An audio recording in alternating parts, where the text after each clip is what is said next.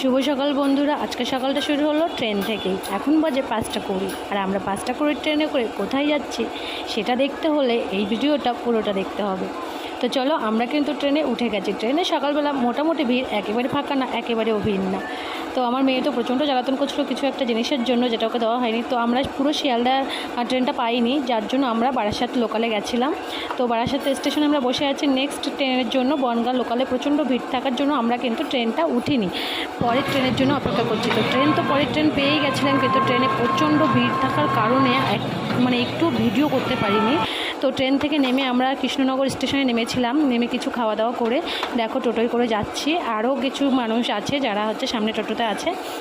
তো দেখো মায়াপুরে কোথায় এসেছি বলো তো, আমরা মায়াপুর। আর মায়াপুরে ইস্কন মন্দিরের চূড়াটা দেখে না মনটা একদম অন্যরকম অনুভূতি কাজ করছে, মনে একটা অন্যরকম শান্তি।